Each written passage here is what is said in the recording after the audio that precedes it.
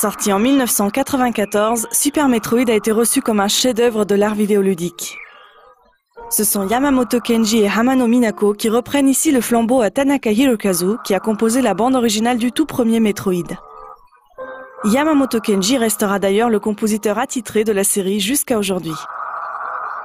Pour comprendre sa démarche musicale dans Super Metroid, il faut savoir que dans le premier volet de la série, Tanaka Hirokazu a voulu donner à sa musique un caractère de désolation. Ainsi, dans Super Metroid, ce sont moins des musiques que des ambiances sonores que l'on va entendre.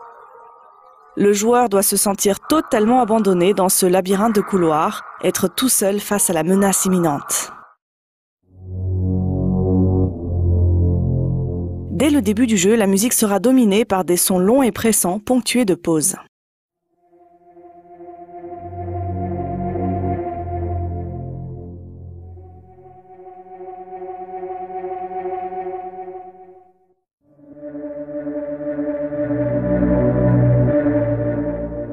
Les ambiances sonores vont varier tout au long du jeu.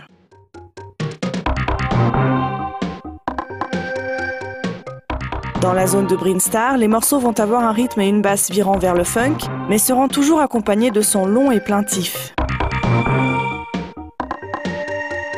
Notez qu'il n'y a aucune réelle mélodie.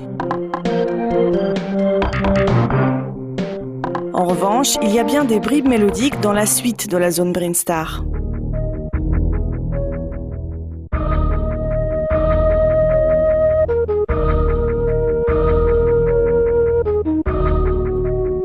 Dans cette ambiance sonore, la basse se répète inlassablement sur une seconde mineure, un enchaînement chromatique qui va pour beaucoup contribuer à la tension du niveau.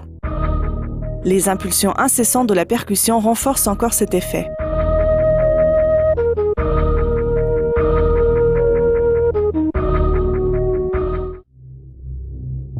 On va pouvoir retrouver ces éléments dans presque toutes les ambiances sonores du jeu.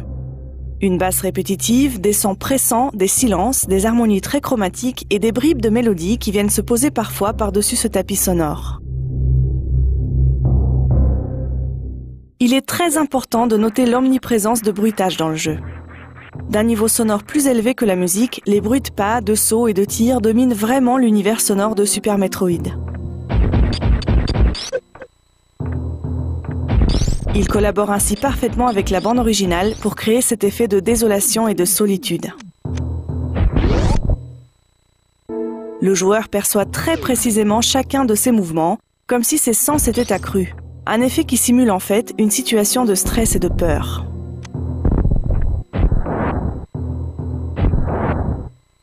Les musiques de boss et d'acquisition d'objets viennent interrompre cette atmosphère tendue.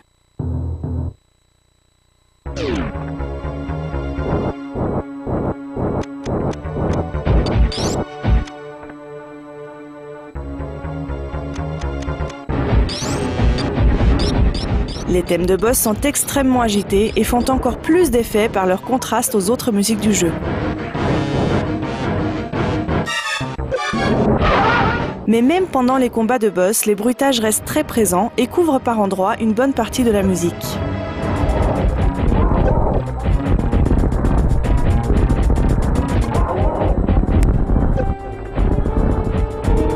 Pour finir, je voudrais attirer votre attention vers une perle dans cette bande originale.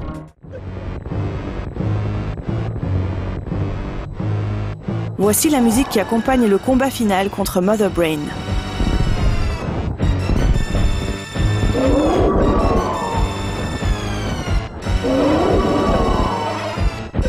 Notez comment la musique va imiter ici le cri terrifiant de l'ennemi.